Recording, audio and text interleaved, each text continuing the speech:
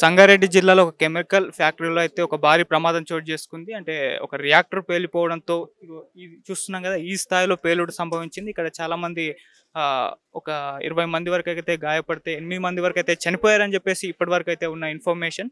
So, ఒక్కసారిగా భారీ పేలుడుతో ఒక 100 మీటర్ల వరకు కూడా అక్కడున్న వాళ్ళు ఎగిరి పడ్డారని జెప్పేసి కూడా ప్రత్యక్ష సాక్షులు చెప్తున్నారు. భారీ సౌండొచ్చింది. పొగలు మొత్తం కూడా ఆ చుట్టుపక్కల అంతా కూడా కమ్మేసాయి. చూస్తున్నారు గదా! అసలు ఏ స్థాయిలో ఈ డ్యామేజ్ మొత్తం కూడా జరిగిందో. సో, ఈ డ్యామేజ్‌కి సంబంధించి ఇప్పటికీ చాలామంది లోపలే ఉండిపోయారు, ఇరుక్కపోయారు, శిథిలాల కింద పడిపోయారని కూడా చెప్తున్నారు. సో, వాళ్ళని వెలికి తీసే పనిలో అయితే రెస్క్యూ ఆపరేషన్ అయితే చేస్తున్నారు. మరి ఇప్పటివరకైతే చాలామంది హరీష్ రావు గారొచ్చారు, హైడ్ర రంగనాథ్ గారొచ్చారు. ఇలా వరుస పెట్టయితే వస్తున్నారు. ఇక్కడ పరిస్థితి ఏ విధంగా ఉందో వాళ్ళు గమనిస్తున్నారు. లోపల ఇంకెంతమంది ఇరుక్కపోయారు, ఎంతమంది చనిపోయే అవకాశం ఉంది అని జెప్పేసి ఇప్పటివరకైతే ఎటువంటి ఇన్ఫర్మేషన్ అయితే అందట్లేదు. కేవలం 8 మంది వరకైతే చనిపోయారు. 20 మంది వరకైతే గాయపడ్డ వాళ్ళందరినీ కూడా హాస్పిటల్‌లో అయితే అడ్మిట్ చేశారు. అయితే బాధితులకు సంబంధించి వాళ్ళెవరిని కూడా అంటే ఫ్యామిలీ వాళ్ళని ఎవరిని కూడా లోపలికి అలౌ చేయనివ్వట్లేదు. వాళ్ళకి ఎటువంటి ఇన్ఫర్మేషన్ కూడా అయితే ఇవ్వట్లేదు. సో, వాళ్ళు కూడా బయటే అలా ఏడుస్తూ మాట్లాడలేని పరిస్థితిలో కూడా ఉన్నారు. సో, దీనికి సంబంధించి మరింత ఇన్ఫర్మేషన్ అయితే ఈవినింగ్ వరకైతే అవ్వచ్చు. సో, ఒకసారి ఆ విజువల్స్ కూడా చూడొచ్చు. ఏ స్థాయిలో ఈ డ్యామేజ్ మొత్తం కూడా జరిగిపోయింది. మొత్తం పొగలు, స్మెల్లు ఇదంతా కూడా చుట్టుపక్కల వ్యాప్తి అయితే జరిగింది. సో, ఈ రకమైన ప్రమాదాలకు యాజమాన్యం కారణము. బాధితులకు కూడా కంపల్సరీగా కాంపెన్సేషన్ ఇవ్వాలని చెప్పేసి ప్రధాన డిమాండ్లు అయితే వినిపిస్తున్నాయి. సో, ఇంతకుముందు దీని వెనకాల ఒక సైడు ప్రమాదం జరిగింది. చుట్టుపక్కల సంగారెడ్డి ఏరియాలో కొన్ని ప్రమాదాలు వరుసగా జరుగుతున్నాయి. దీనికి ప్రభుత్వ వైఫల్యం ఉందంటూ కూడా హరీష్ రావు గారు కూడా మాట్లాడడం జరిగింది. సో, ఏదేమైనా ఈ ప్రమాదం అయితే చాలామందే చనిపోయారు. ఇప్పటివరకు ఇంకా లెక్కలైతే బయటకు రాలేదు. ఇంకా శిథిలాల కింద చాలామంది ఉన్నారంటున్నారు. ఇంకా రెస్క్యూ ఆపరేషన్ జరుగుతుంది. మరి చూడాలి. ఈవినింగ్ వరకైతే దీనికి సంబంధించి మరింత ఇన్ఫర్మేషన్ అయితే వస్తుంది. సో, కొంతమంది బాధితులు ఫ్యామిలీ మెంబర్స్ ఎవరైతే ఉన్నారో వాళ్ళతో ఒకసారి మాట్లాడే ప్రయత్నం చేద్దాం. ఎవరైతే ఉన్నారో వాళ్ళని అడిగి ఇక్కడ జరిగింది ఏంటి అనేది ఒకసారి తెలుసుకునే ప్రయత్నం అయితే చేద్దాం. సంగారెడ్డి జిల్లా ఐడియా పాశమాలకు సంబంధించిన ఉదయం 9:20 ఈ సికాచి అనే కెమికల్ పరిశ్రమలో రియాక్టర్ పేలింది. అనేక మంది కూడా చనిపోవడం జరిగింది. రియాక్టర్ పేలడ ద్వారా 3 అంతస్తుల బిల్డింగ్ కూడా కుప్పకూలే పరిస్థితి వచ్చింది. అట్లనే శిథిలాల తొలగింపు ఇప్పుడే ప్రారంభమైంది. ఇప్పుడే పోలీసు వాళ్ళు చెప్పిన ప్రకారం ఏంటంటే 8 మంది కార్మికులు చనిపోయారు. అసలు రియాక్టర్ పేలిన బ్లాక్ శిథిలాల తొలగింపు ఇప్పుడే ప్రారంభమైంది. ఇంకా దాని కింద అనేక మంది ఉంటారు. ఇక్కడ మృతుల సంఖ్య భారీ ఎత్తున పెరగడానికి అవకాశం ఉన్నది. ఎందుకంటే పేలిన రియాక్టర్ దగ్గర 70 మంది కార్మికులు పనిచేస్తున్నారు. ఇప్పటికీ 40-50 మంది కార్మికులు ఆచూకీ లేవు. ఫోన్లు స్విచ్ ఆఫ్ వస్తున్నది. యజమాని సరిగా స్పందించట్లేదు. సమాచారం కూడా దొరకట్లేదు. అందుకే ఇప్పుడు అధికారులు చెప్పిన ప్రకారం 8 మంది చనిపోయారు.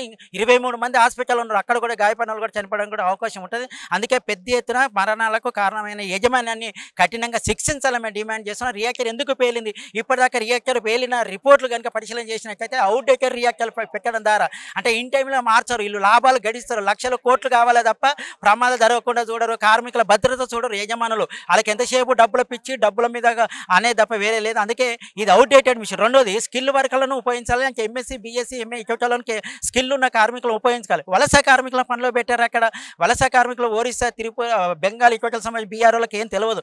అందుకే అనుభవం లేని కార్మికులు పని చేస్తే ప్రమాదం జరుగుతుంది. అవుట్డేటెడ్ రియాక్టర్ ఉంటే ప్రమాదం జరుగుతుంది. ఈ 2 కారణాల వల్ల జరిగింది. మూడోది యజమాన్య నిర్లక్ష్యం. ప్రధానంగా యజమాన్యాన్ని కఠినంగా అరెస్ట్ చేయాలి, కఠినంగా శిక్షించాలి, కేసు నమోదు చేయాలని డిమాండ్ చేస్తున్నాం. అట్లనే చనిపోయిన కార్మికులకు ఒక్కొక్కరికి ₹1 ఎక్స్‌గ్రేషియా ప్రభుత్వం ప్రకటన చేయాలి. కాబట్టి ప్రభుత్వం ఏదో వచ్చిపోవడం, అధికారులు వచ్చిపోవడే కాదు, చూసిపోవడే కాదు, ₹1 ప్రకటన చేయాలి. అట్లనే గాయపడిన కార్మికుల కార్పొరేట్ వైద్యం అందించాలి. యజమాన్యం మీద వదిలేయద్దు. ప్రభుత్వ బాధ్యత తీసుకోవాలి. అట్లనే చనిపోయిన కుటుంబంలో ఒకరికి ఉద్యోగం ఇవ్వాలని కూడా మేము డిమాండ్ చేస్తున్నాం. కాబట్టి ఇవి ఇవ్వకపోతే సిఐటి, సిపిఎం పార్టీ ఆధ్వర్యంలో పెద్ద ఎత్తున ఆందోళన చేసి కూడా హెచ్చరిక చేస్తున్నాం. యజమాన్యాన్ని కఠినంగా శిక్షించాలని డిమాండ్ చేస్తున్నాం. సో, చెప్పండి సార్, ఇప్పటివరకు అయితే ఇక్కడ ఏం జరిగింది? అంటే ఎంతమంది 8 మంది చనిపోయినట్టుగా వార్తలు వస్తున్నాయి. దీనికి సంబంధించి ఎటువంటి ఇన్ఫర్మేషన్? సంగారెడ్డి జిల్లా పారిశ్రామిక ప్రాంతంలో చికాచి క్లోరోఫామ్ కెమికల్లో ఈరోజు పెద్ద రియాక్టర్ వెళ్ళి పెద్ద ఎత్తున ఈరోజు 8 మంది కార్మికులు చనిపోయారని చెప్పేసి ఇప్పటికి సమాచారం అధికారులు ప్రకటన చేశారు. ఒక 26 మంది చాలా సీరియస్ ఇంజురీ ఉన్నదని చెప్పేసి వాళ్ళందరినీ కూడా హాస్పిటల్ తరలించారు. అట్లనే 150 మంది లోపలికి పోతే ఇప్పటిదాకా వీళ్ళు వచ్చినటువంటి వాళ్ళు తప్ప ఇంకా అనేక మంది శిథిలాల కిందనే ఉన్నారని చెప్పేసి ఈరోజు చెప్తా ఉన్నారు.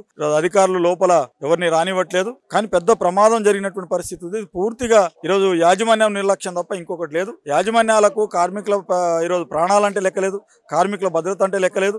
ఈరోజు వలస కార్మికుల్ని, ఈరోజు అన్స్కిల్డ్ వర్కర్లని నేరుగా ప్రొడక్షన్లో పనిచేయించడం వల్ల ఈ రకమైనటువంటి ప్రమాదం జరుగుతూ ఉంది. ముఖ్యంగా అట్లనే ఈరోజు అవుట్డేట్ ఈరోజు మిషనరీలను కూడా వినియోగించి, టర్బైన్లను వినియోగించి లాభాపేక్ష తప్ప యాజమాన్యాలకు ఇంకోటి లేదు. వీటన్నిటి మూలంగా ప్రమాదాలు జరుగుతున్నాయి.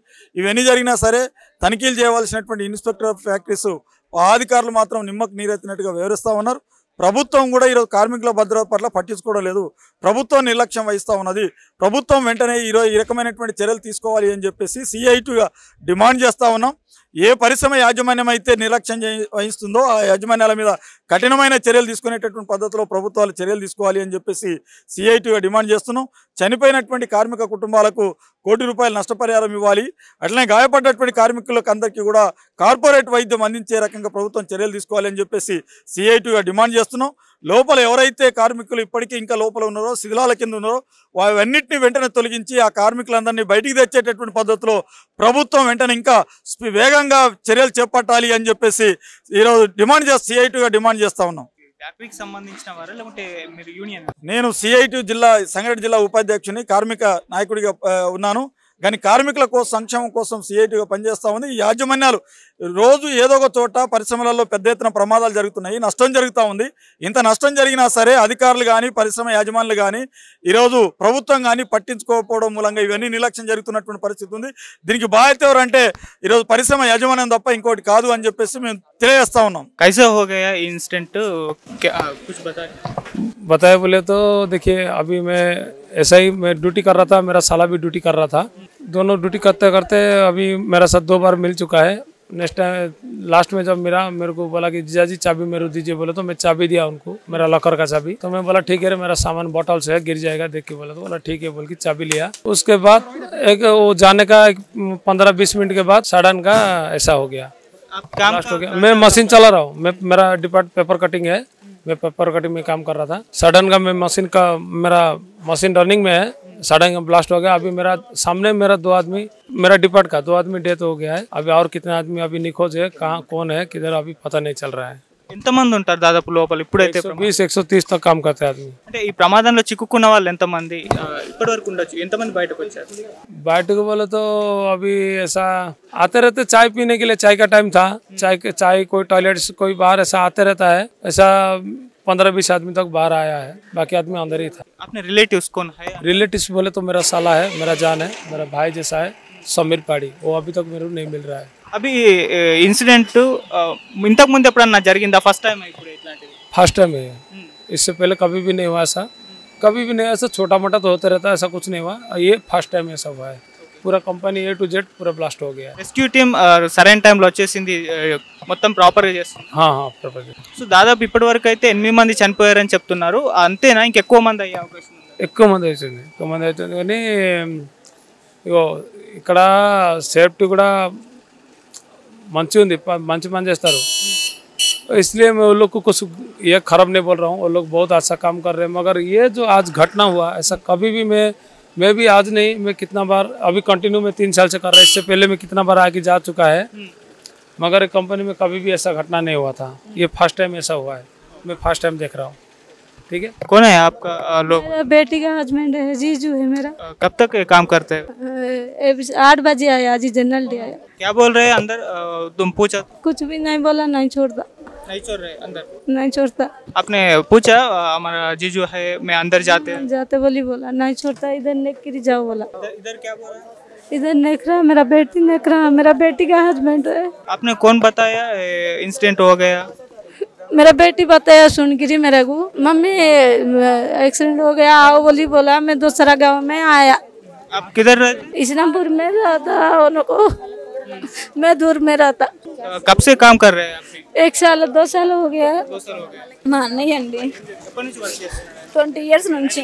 ఏమైనా ఇన్ఫర్మేషన్ ఇచ్చారా మీకు? ఏమీ ఇవ్వలేదండి, అంటే పోయారు ఏమంటున్నారు? ఏమంటలేదు. రాసుకున్నారు, పేర్లు రాసుకున్నారు మాత్రమే కానీ ఏం ఇన్ఫర్మేషన్ ఇవ్వలేదు. కొంచెం సేపు కూర్చోండి అని చెప్తున్నారు, పంపలేదండి. ముత్తంగి సాయిపోయా కాదు. నేను డ్యూటీలో ఉన్నానండి, డ్యూటీలో నాకు ఇప్పుడు ఫోన్ వస్తే వచ్చానండి. నేను అంతే 20 సంవత్సరాలు పర్లేదండి. బాలకృష్ణ పొద్దున్న మార్నింగ్ మాకు వేరే వాళ్ళు తెలిసిన వాళ్ళు ఫోన్ చేసి చెప్పారండి. ఏం జరిగింది ఇక్కడ? అంటే మీరు ఇక్కడ వర్క్ చేస్తుంటారా? వర్క్ చేయం మేము ఇట్లా రోడ్ పడితే వెళ్ళేటప్పుడు సౌండ్ వస్తే వచ్చినాం ఇటు. ఓకే, అప్పుడు ఎటువంటి సిచ్యువేషన్ లో ఉందంటే అంత సౌండ్ వచ్చింది? సౌండ్ బ్లాస్ట్ అయింది, అంత మంటలు వేస్తుంది, లోపల పోనీకి రాలేదు. ఫైర్ బండ్ వచ్చినాక వీళ్ళు మంటలు ఆర్పించినాక తర్వాత అందులో గాయాలైన కొంతమందికి తీసినాం. మీరు వెళ్ళారు లోపలికి? వెళ్ళాను, వెళ్ళి లోపలికి వెళ్ళి కొంతమంది తీసినాం. ఎలా ఉంది సిచ్యువేషన్? వాళ్ళు కొంతమంది సీరియస్ ఉన్నారు, కొంతమంది నార్మల్ ఉన్నారు. అంటే మెయిన్గా ఏం చెప్తున్నారు లోపల ఇప్పుడు ఎంత వరకు ఉండే బాయిలర్ బ్లాస్ట్ అయింది, అది ఏదో రియాక్టర్ బ్లాస్ట్ అయిందని చెప్తున్నారు. మీరు లోపలికి వెళ్ళారు కదా, అంటే ఎంత మంది ఇప్పటి వరకు అయితే శిథిలాల కింద అక్కడ చాలా మంది ఉన్నారని కూడా చెప్తున్నారు. ఎంత మంది ఉన్నారు? ఒక 10-15 మంది అయితే గాయాలయ్యారు, వాళ్ళకి ఒక 5-6 మంది చచ్చిపోయారు. ఇంకెంత మంది ఉండే 25 అని చెప్తున్నారు.